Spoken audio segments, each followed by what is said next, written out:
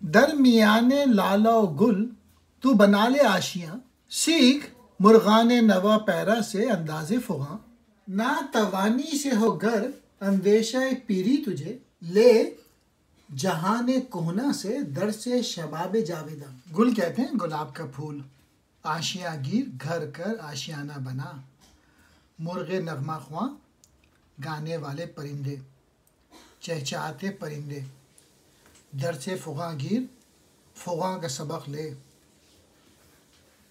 Message یہ ہے کہ تو جد و جہد کر، محنت کر، اسٹرگل کر۔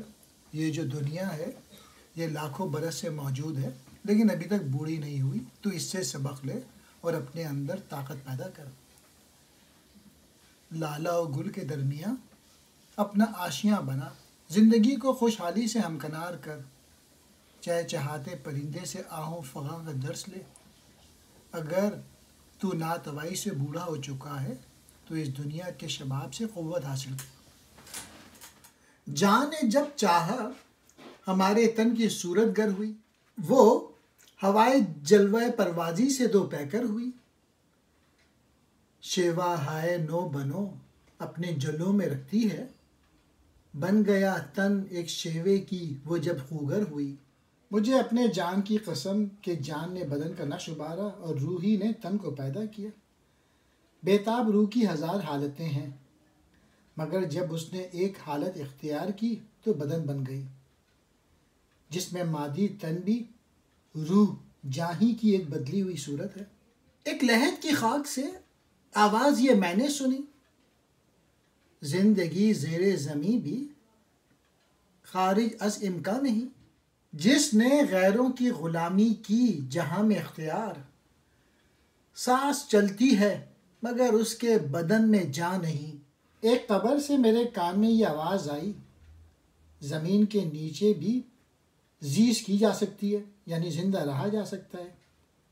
سانس تو چلتی ہے لیکن روح نہیں رکھتا۔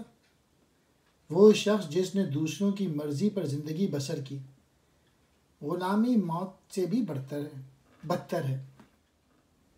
اپنی مشت خاک سے ہرگز نہ تو نومید ہو، دیکھنا آئینہ ایام میں مشکل نہیں۔ پیکر نو کی بنا رکھتی ہے فطرت تو اسے منزل تکمیل تک پہنچانے سے غافل نہیں۔ اس آدمی سے مایوس نہ ہو، بے شک یہ ناپائیدار ہے، کیونکہ جب فطرت کوئی پیکر تراشی کرتی ہے تو نہ جانے کتنے زمانے میں مکمل کرتی ہے۔ میسج یہی ہے، ارتقاء کے لیے ایک طویل مدت درکار ہوتی ہے۔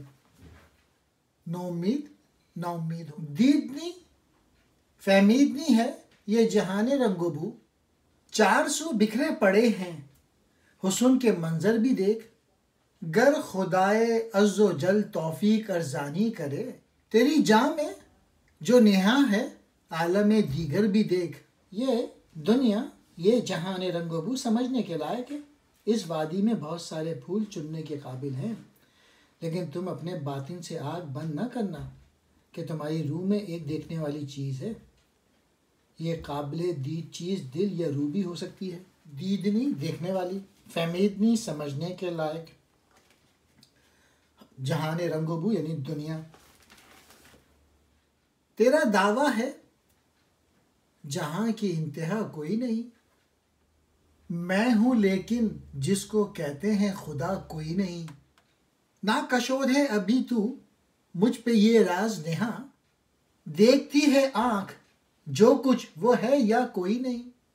تو کہتا ہے کہ میں ہوں، خدا نہیں ہے، کائنات کی کوئی انتہا نہیں ہے، یہ کبھی ختم نہیں ہوگی، مگر مجھ پہ یہ راز اب تک نہیں کھلا کہ میری آنکھ جو کچھ دیکھتی ہے وہ موجود بھی ہے یا نہیں۔ میرے دسترخوان پر ہوتا نہیں مرغ کباب، میرے ساغر میں نہیں ہے بادہ آئینہ تاب، گو غذا ہے میرے آہو کی فقط برگے گیا، اس کا خون دل مہکتا ہے مثل مشک ناب۔ میرے دسترخوان پر مرغ مسلم سے خالی ہے، نہ میرے پیالے میں شیشہ جگمگانے والی قیمتی شراب ہے۔ میرا ہرن گھاس کی پتیاں کھاتا ہے، لیکن اس کا خون دل مشک ناب ہے۔ اصل چیز خوراک کی ظاہری لذت نہیں بلکہ باطنی خوراک کی لذت ہے، جو امیری میں نہیں فقیری میں حاصل ہوتی ہے۔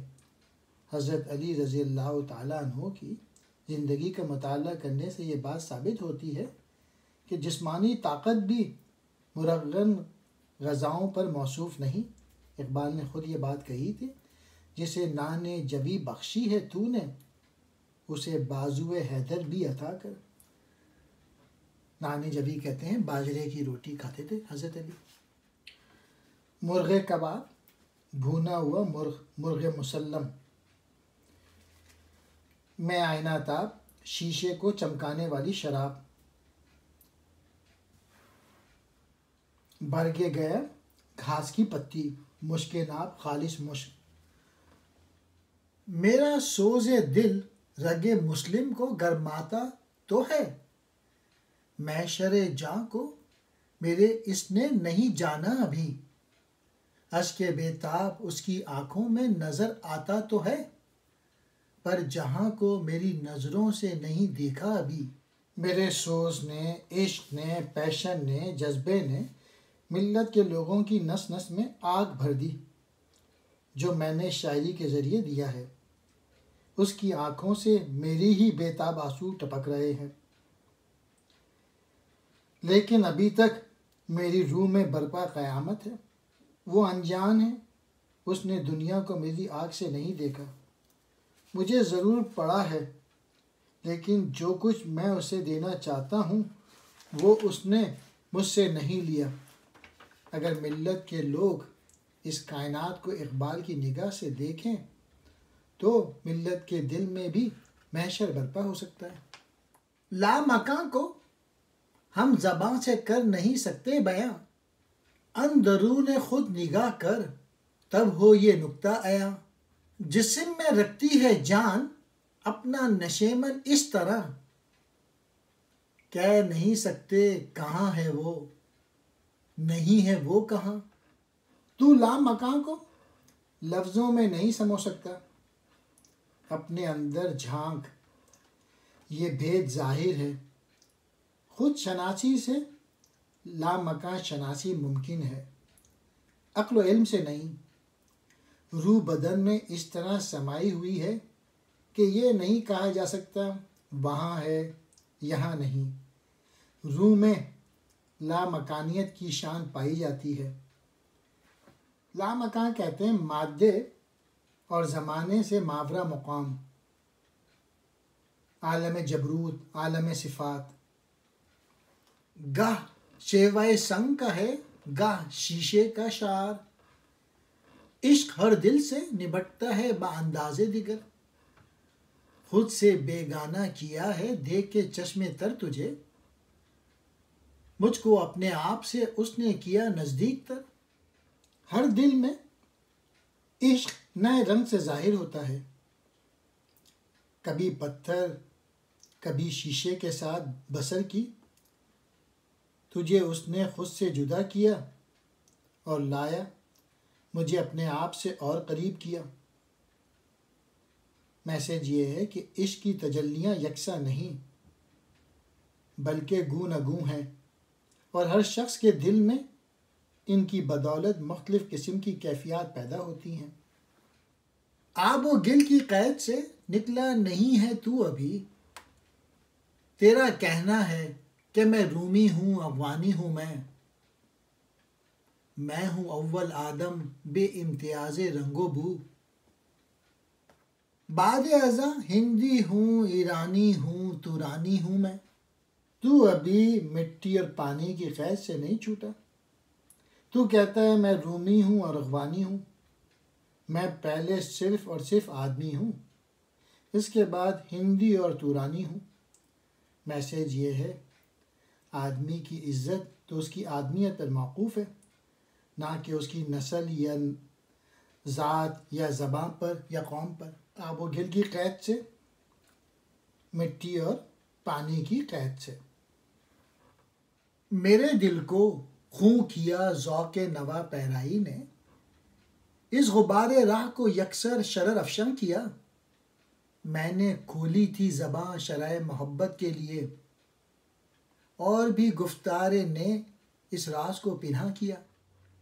شاعری کی مستی اس کے ذوق نے میرے دل میں لہو دوڑایا ہے، جگر کو خوں دیا، راستے کی دھول کو چنگاریوں کا جھکڑ دیا، جس میں خاکی میں سوز اور تڑپ پیدا کی۔ میں نے محبت پر گفتگو کرنے کے لیے لب کھولے، اظہار بیاں نے اس راز کو اور پوشیدہ کر دیا۔ جذبہ عشق و محبت کو الفاظ کی قید میں نہیں لایا جا سکتا، راز محبت لفظوں سے ادا نہیں ہو سکتا۔ ذوق نوا پیرائی، ذوق سخن، سخن کی مستی، شعر، خون جگر، جگر میں خون رکھنے والا، اس سے بھرا ہوا دل رکھنے والا۔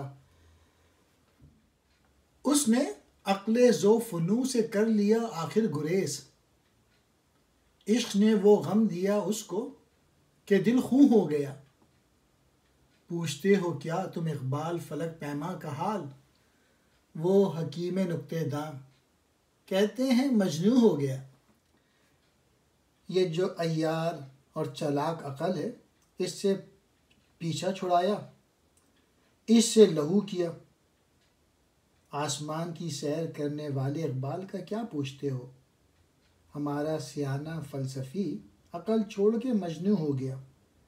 عقل کے بجائے عشق کا راستہ اختیار کر، یہ حکیم نکتے داں رومی یا کوئی اور صاحب عشق ہو سکتا ہے جس نے اقبال میں یہ تبدیلی پیدا کی ہے۔ انہوں نے مذہب عشق اختیار کیا ہے۔ اقبال لکھتے ہیں، ہے فلسفہ میرے آگ گل میں، پوشیدہ ہے ریشہ ہائے دل میں، انجام خرد دے بے حضوری، ہے فلسفہ زندگی سے دوری۔ میسج یہ ہے کہ زندگی اس سے گزارو، عقل سے نہیں۔